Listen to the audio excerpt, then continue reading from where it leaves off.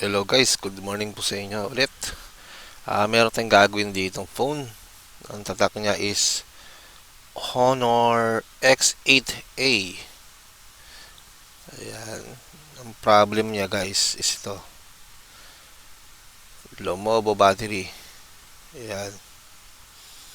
So, na-order na natin itong battery ito sa tawag ito sa online sa Lazada natin na-order. Ito yan oh. Bagong battery. Ang model nitong battery nito is HB416594EGW. Yan. Ito siya. So, manipis, diba? Pasok na pasok dito. So, guys, simulan na natin to. Yan. Yan, guys. Total, nakakat naman siya. Sungkitin na natin to ng pantastas natin. Plastic lang yung back cover nito, guys. Ayan. Kaya madali matanggal.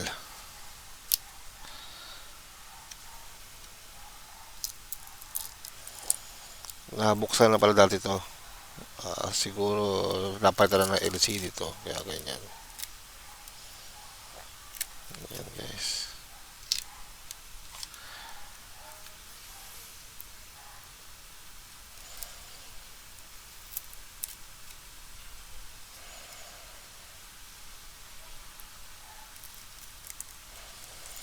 Ayan guys, so kahit hindi na gamitan ng pantastas, kamay na lang, kaya naman pala. Ayan. So, linisin natin muna guys to. Gilid-gilid. Ayan, pinagdikitan. Grabe, ang taba ng battery.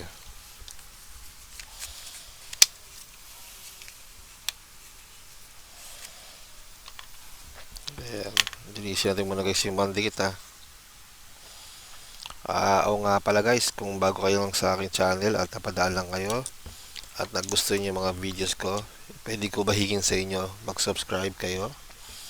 Pakiclick yung subscribe, tapos pakihit yung notification bell, ilagay nyo sa all para update kayo sa mga latest video uploads ko po.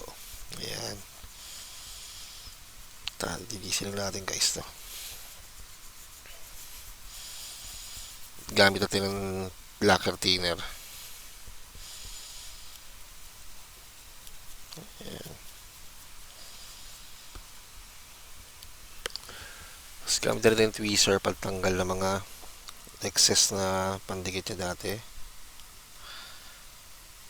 Katkatin natin.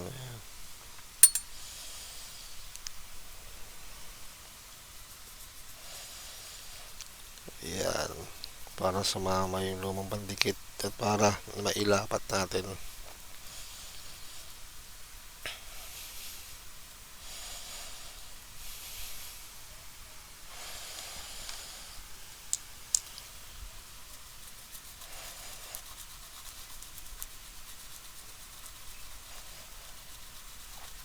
Buti hindi na si LCD nito to.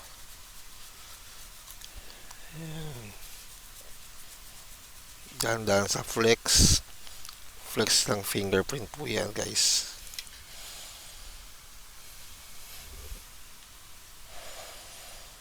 Baka tamaan, madurog.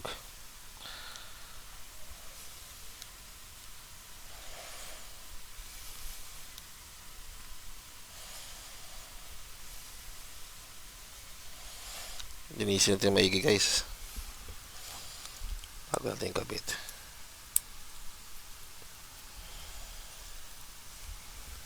Lagyan natin ng lacquer thinner guys.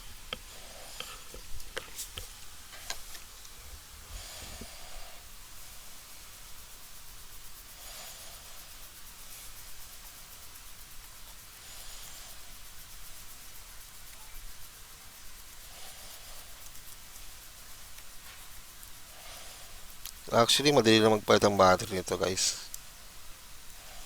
Kasi nga, unang-una, umangat na yung back case niya, madali na tanggalin. Tsaka second, konti na lang yung tatanggalin dito, tornilyo na lang.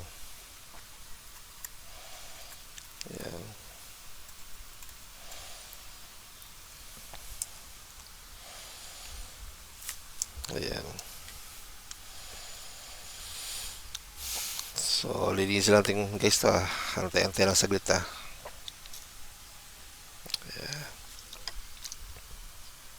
Total lang, dito naman na tayo. Linisin na natin to.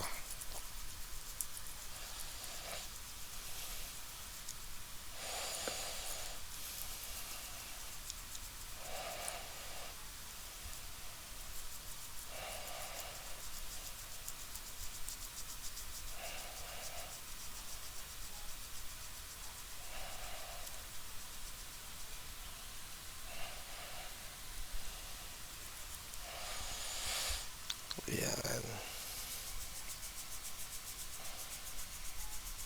Linisin natin guys, maigi. Para palaglagay tayo ng pandikit. Maganda yung ilapat niya.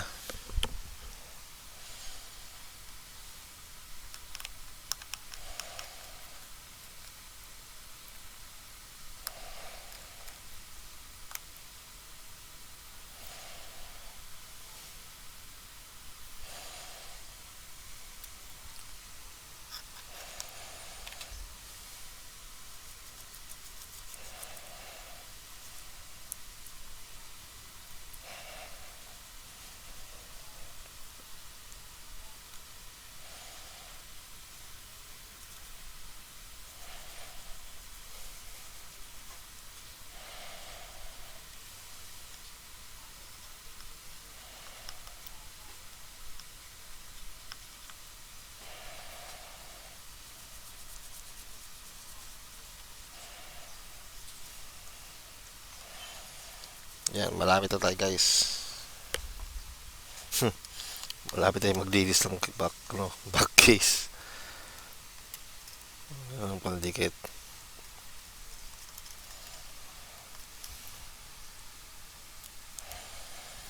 Ayan.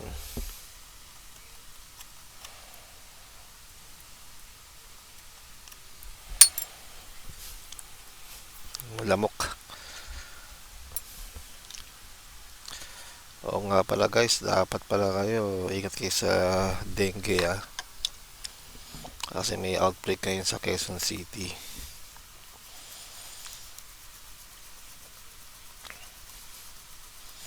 Kat maaari, iwasan nyo na yung meron kayo mga natatambakan ng tubig tulad ng mga lumang gulong, tapos nauulan tapos nag-i-store ng tubig sa loob yun so yun yung mga pinamamahayan ng mga lamok. So dapat maiwasan yung mga ganun, mga tambakan na naipunan ng tubig. Kung meron man lang kayo nakitang ganun, itaob nyo na para di na pamahayan ng lamok, para di na dumami yung sa dengue. Kasi di masasabi lalo na sa mga bata. Pag na dengue yung mga bata, kawawa. Tsaka tawag din yung mga simptomas niyan, tignan nyo sa internet. Ang pagkakalam ko mga naging sintomas na dengue is may nilalagnat sila, tapos nagra-rashes sila. Usually yung rashes sila yung tago, yung sa kamay, sa kilikili, yan, mga tago. Tapos bumababa nga yung nun, parang dehydrated sila. So dapat kayo pag nakita niyo yung mga simptomas, yung magpa-check up na agad kayo sa doktor, dali nyo sa ospital. Mamaya na dengue na yung mga bata o kaya yung isa sa mga kapamilya na. Ayan. Linisin lang natin guys.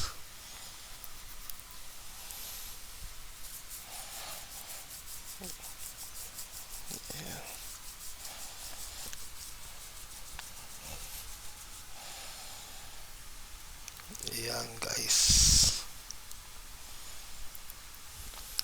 So simulan natin tanggalin ng battery nito. So tornilyo lang dito. Tanggalin yung mga tornilyo para maiangat na yung cover ng ng mga camera.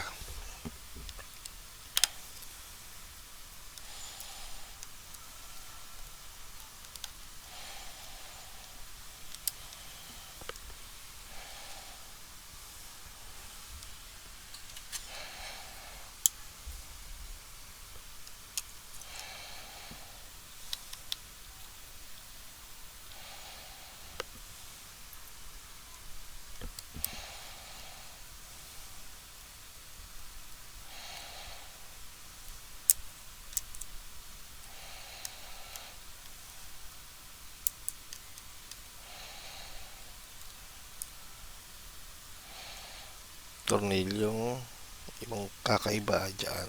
Tabi natin yan.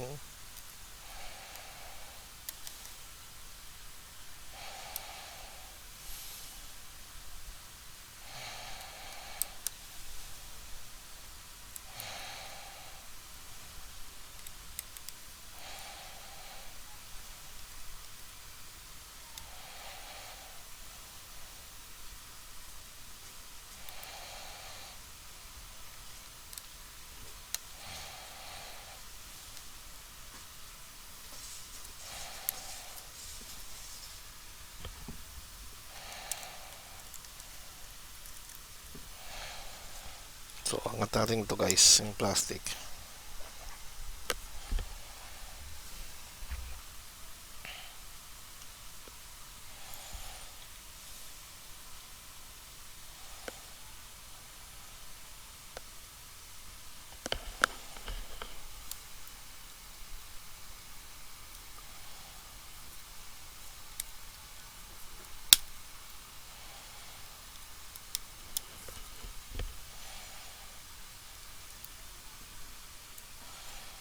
Nakadikit pa kasi guys yung dito yung ibang adhesive eh. Ayan.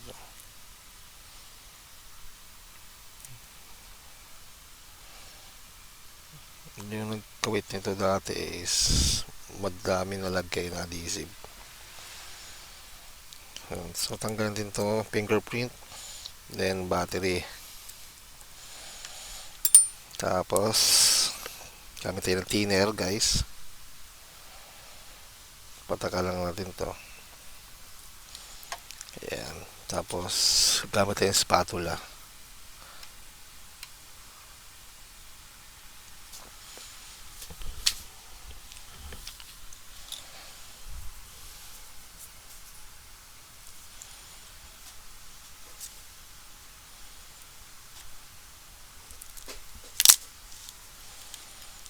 Nabuksan na to guys kasi wala na yun niya cover ng battery.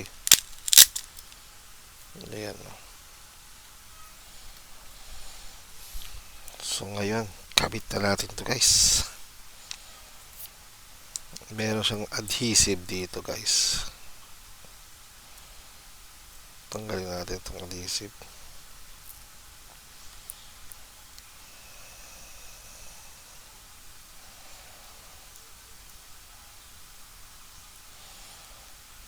Ngayon patanggal kapit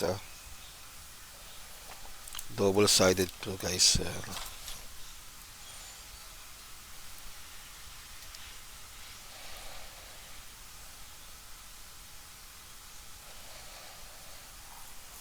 Ayan.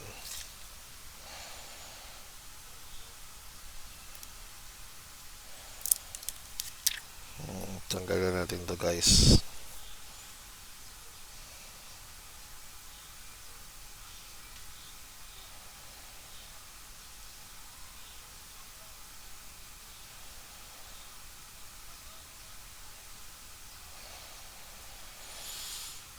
Parehas naman siya guys.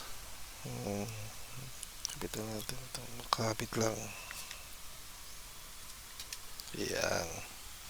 Kasing kapit ang jowa mo. Yan. Kapit na kapit siya. So kapit natin itong fingerprint. Yan. Fit na fit siya. Ayan. Then battery kapit natin yan. Test natin kung mag-on, kung may karga ba siya.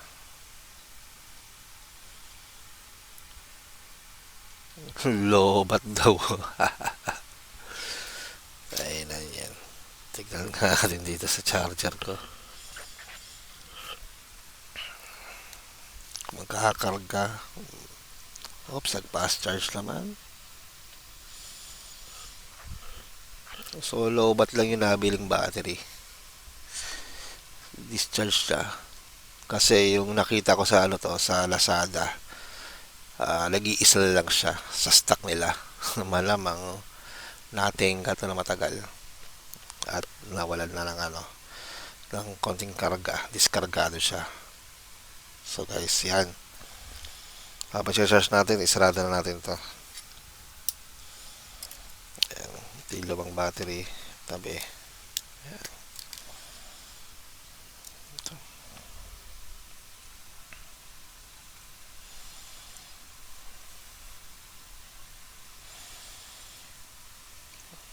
Fit na fit ah.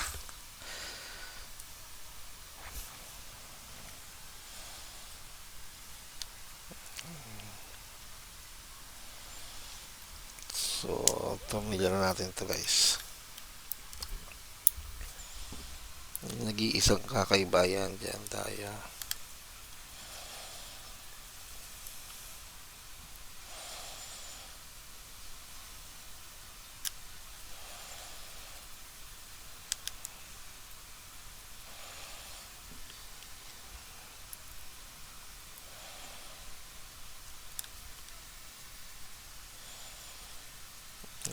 Okay, yan.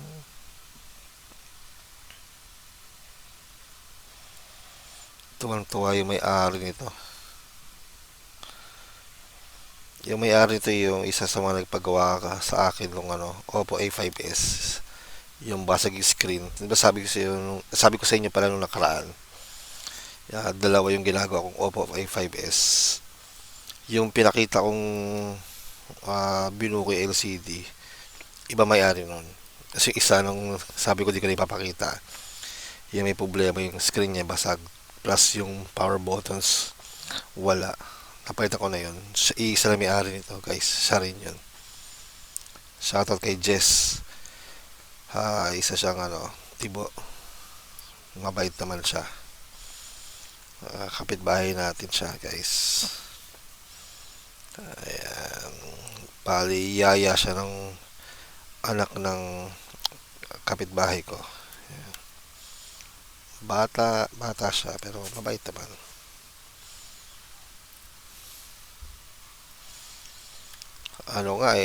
Di ko lang pinababayaran minsan to eh.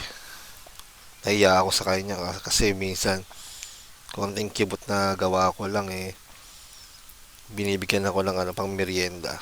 Yung merienda niya is soft drinks, yung mga biscuit, pisang mani. Kasi alam niyang nagkasakit ako nakaraan na mild stroke tayo. Kaya bawal na yung yosi. Di katulad nung dati, pag may nagpapagawa sa akin, pag sabi ko bahala na minsan, binibigyan nila ako ng pang yosi. Minsan sangkaang yosi, hindi na binabayad minsan. So, yun, himinto na ako kasi pinagbawal na sa akin talaga. At talaga naman bawal naman sigarilyo guys, di ba? Ayun, hindi naging cost ng pagkaka-stroke ko. Ayan. Paninigarilyo. Ilang beses ko nahinto yun. Naibabalik ko lang. Yung huli talaga, siguraduhin na hihinto na natin guys. Kasi iba yung feeling na namamild stroke guys. Ramdam mo yung panghihina ng katawan. Ang nangyari sa akin is TIA, Transient Ischemic Attack. So, sinasabi nung sa online yan is para siyang mini strokes. Tumatagal lang siya ng 5 minuto. Minsan di 5 minuto, minuto nga lang eh. Tapos magiging okay ka na ulit.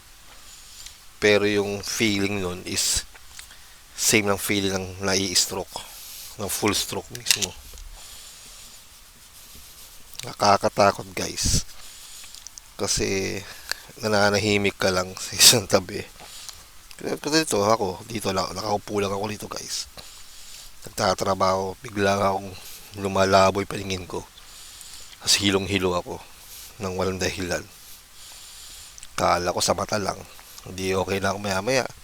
Tapos nagkaroon ako ng tingling sensation sa aking labi. Kinabahan na ako nun. Tapos biglang namanhid yung braso ko tsaka pa ako. Parang di na siya coordinated, di ko ang hina na naggalong ko mahinang-mahinas, di ko magalaw at kumabagsak. Pinipindot ko ganun, saan napupunta, disoriented na siya. Tapos After mga ilang minuto, okay na ulit ako. Pero hinang-hina ako. Yung pala di ko alam na ina-atake na pala ako nun. So, 3 times ko naramdaman nun within a week. January 23, tapos January 28, tapos January 31. Yun. Tapos kinabukasan, nagpa-check up na lang ako. Yun. Una pina-check up ko, baka sa baga ko. Kaya nahihilo ko, sila kapos ako ng hininga. Akala ko doon. Sa pa-check up din ako sa ophthalmology kasi baka naman migraine lang o kailangan ko sa mata magpasalamin na maayos sa mata. Hindi daw yon. Tinanong ko yung doktor doon sa ophthalmology, sabi ko, ano mo cause na pagkakahilo? Ang sabi niya, punta ka sa 4 lang sa amin. Yung unang-unang pupuntahan mo, yun nga, ophthalmology. Tapos, pangalawa, cardio. Pangatlo, ENT. Pang-apat, neuro. So, pinuntahan ko yung ano. Tapos na ako sa ophthalmology. So, nagpa-cardio na ako. Yung pa-cardio sa akin, pagkasabi ko yung mga ganun mga simptomas ko. Hindi na ako pinakwala ng doktor. Sabi sa akin ng doktor, magpaano ka na, tawag ito, confine ka na, pa-admit ka na ngayon sa ER. Sabi ko sa doktor, wala akong kapera-pera, bro. Buti may card ako, kalalabas ang card ko lang. So yung card ko sa HMO yun, nagamit ko agad. Tapos yun na, 4 days ako na ano doon, na admit. So ang dami ginawa sa akin, MRI, 2D echo, tapos ECG, tapos yung in-scan yung leg ko para in ultrasound, para sa artery ko doon, chinek. Tapos dami ginawa sa akin, mayroon pang holster monitoring pa, nakakabit sa katawan ko within 24 hours. Tapos meron pang in-ultrasound pinsan ko, ganun, dami. Tapos yun nga, binigyan na ako ng ano, after 4 days, nirelease na ako. Tapos binigyan na ako ng medication nga, tataas ng mga ano, ng dosage. Isa yung omeprazole, tapos aspirin, tapos clopidogrel, tsaka atorvastatin, ayun yung mga iniinom ko. So yung omeprazole 7 days lang naman. So yung tigo 100 days yung aspirin, clopidogrel, tsaka atorvastatin. Matataas kayo mga milligram ng ano ko eh. Yung aspirin ko 80 milligram eh. Clopidogrel ko is 75 milligram. Atorvastatin ko is 40 milligram. Yan. Yung buti na lang may friend ako, high school friend, barkada ko. Meron silang ano, butika. Nag-offer siya na ilibre sa akin yung ano, yung gamutan ko ng for 2 months. So thankful ako. Ginarab ko na pa yung opportunity kasi mahal yan eh. Then ako siya nagpalalamove siya, tapos ako na nagbayad pa ng lalamove. Taga Valenzuela po siya. Shoutout po pala kay Aldin Machos Medina. Yan, salamat brother sa'yo. Laking tulong na binigay mo sa akin din. Yan guys. Yun ang nangyari sa akin. Na-admit pala ako ng February 1. Then, nakalabas ako ng February 4. Tapos nagpahinga muna ako sa trabaho ng 1 week. Tsaka, minto rin ako sa repair muna. Pero actually, pagkakalabas ko ng ano, ng hospital, nag-repair muna rin ako sa bahay din. Gumawa muna ako ng mga tablet, LCD kasi dumating ng mga pyesa ng mga yun, hindi ko lang nagawa kasi na hospital nga ako. Sinabi ko naman sa mga customer ko na gano'n na nangyayari. Naintindihan naman nila, so yun, okay naman. So, di rush ko yung gawa, kaso wala, may konting hilo pa ako that time guys, nung habang gumagawa ko. Yan. Tingnan natin, yun nag-on na. Naka-ano lang siya, mababa lang yung screen. Pero guys, kita ba? Ayan o. Ay, yan o, kita naman. Ayan o. Naka lang siya, ambient lang siya. Kaya nag-adjust sa pinakamababa. So yung charging nito is nasa 6%. Quick charging naman. So good sa good guys. So ito guys, isarado na natin to. Ayan, gamit tayo ng mga pandikit na libre sa mga LCD. Ayan, gilid-gilid lang guys, konti-konti lang.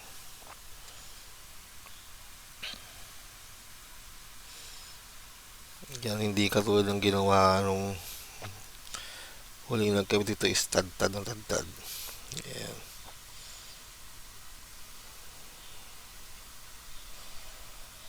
May sarado lang natin guys. Yan.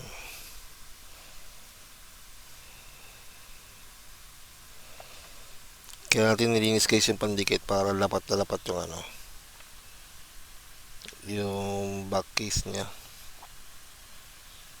Yan.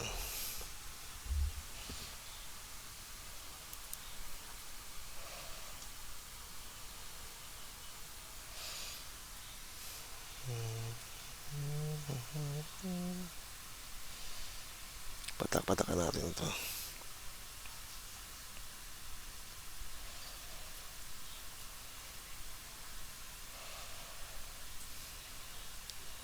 Yeah. Ito guys, inuubos ko muna yung maliit na ganito. Ang dami ko kasi ganito eh. Ayan o. Dami ko libre sa LCD. Hindi ko nagagamit. Ginagamit ko yung malaki.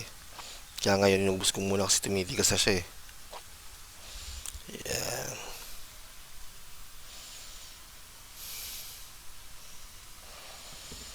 Fit na fit para wala nangyayari oh. Hindi katulad kayo na lobo siya kanina. So gamit na tayo guys ng mga clip na lang kasi naubusan tayo ng ano eh, goma, di pa nakakabilang goma. So i-clip na natin. Ayan guys, so ilaw naman. Gumahan natin. Ay, gumahan natin. I-gamitan natin ng clip guys. Para malapat yung ano, yung back case. Ayan.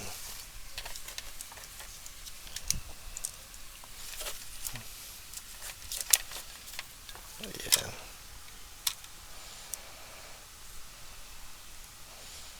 Ayan, kung nagustuhan nyo pala yung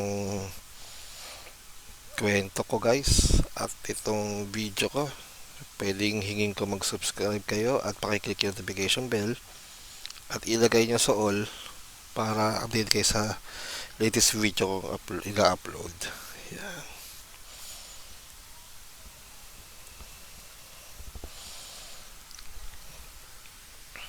Ayan guys, so